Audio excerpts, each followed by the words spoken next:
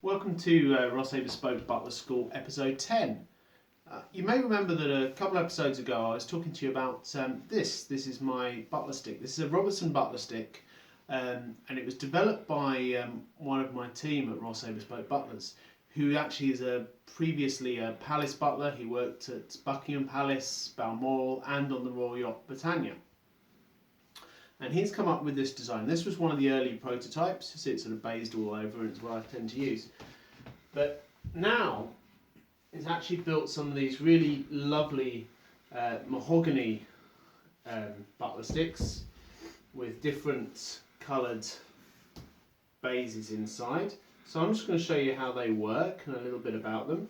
We're looking at making these very bespoke to the individuals. We're going to put little plaques on them where you can have your monogram, and we can even look at having them with set spacings. If you want to order one like that, we can do ones which are exactly right for your place setting in your house. For those of you who don't have quite enough space, got one little hinge which I think is rather good. So I'm just going to show you how we use that. We've also been doing a lot of developments, and Duncan's also come up with this one with a brush edge. Now this is for highly delicate cutlery, so maybe things with gold or ivory handles, things which are very, very easily damaged, and therefore rather than even putting it against the base, it's actually got a brush here so it's extra soft.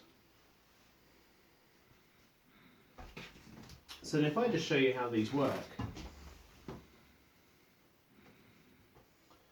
it's very, very simple. You'll see the shape here. So this goes up to the edge of the table, like that, and then you can use that. So you've got a centre point here, so you can get your centre of your place setting and place your napkin however you want it with the centre. And then first we need to get your size. So think about your plate, how large your plate is, and always allow enough space between the cutlery to put the plate down. What you really don't want is the chink when the plate hits the cutlery, or even worse, the plate sort of half balancing on top of the cutlery, because that won't look good.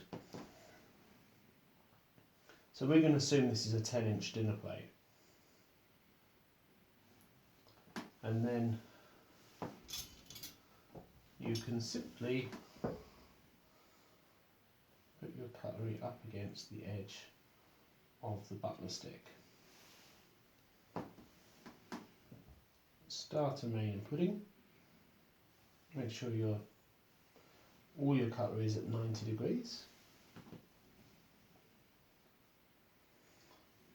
And the same on this side. Starter, pudding. And then when you take your butler stick away, you've got exactly the same space for all of the cutlery. This will really come into its own when you're laying a really large table and you look down that line and you see every single spoon and fork exactly the same distance from the edge of the table. These butler sticks are also very useful for measuring, so you can simply put your thumb there and you can measure the width of that place setting, and then you can mirror that on another one. You can use it to, if I bring a chair around, now you basically put the chair so that it just kisses the edge of the cloth, which is very easy on a clothed table to get them all exactly the right space back. But if the table's not clothed, then it's more difficult. So you want to make sure these settings are exactly the same. So you can actually use your butler stick to take the distance between the back of the chair to the table, and then use that on each chair. So when you look down, you'll see they're all exactly in a line. There's various other techniques you can use if you prefer to not use the butler stick, or if you don't have one. Something which is rather good is a laser line. You can buy it from any hardware store like B&Q.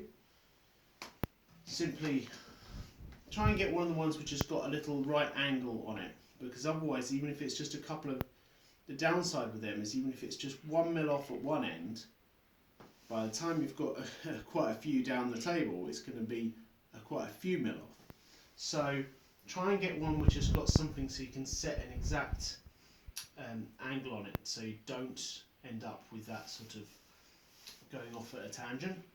So have it straight down the table, and then you can use the laser line for your cutlery. And you can actually do the same with the leg of the chair.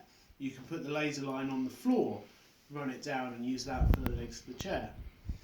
Another sort of lower tech version of the same idea is to use a long bit of ribbon or string and have a peg at one end, stretch it out, and have some sort of peg at the other end, or two people to hold it if you've got a lot of people standing around idle.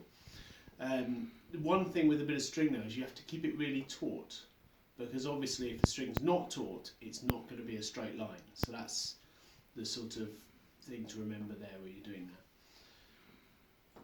The most important thing is that everything's equal when you look down the table. What you don't want to see is if you look down the table and see a knife like that, and then, you know, I'm making it pretty extreme here, but even if it's just a tiny bit like that, that will sort of ruin the look of your table. What I quite often do is I just put all the cutlery down in a sort of quick way, just in the right order, just go around, boom, boom, boom. Then I come around with my butler stick, it's a natty tartan one here,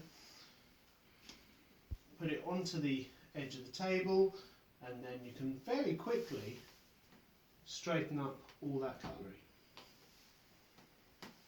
Okay, boom, done. So I hope that's sort of helped you with how to use a butler stick. If you choose, there's various different rulers and stuff you could use as a butler stick. You know, you might have something like a metre rule like you used to have at school, remember, for the blackboard. They're great. The one advantage I would definitely say with these ones, and you could probably replicate something similar yourself if you wanted to, is having the baize lining. So if you're working on a polished table, then the baize lining will stop it scratching. Also having the lip will keep the distance in just the same.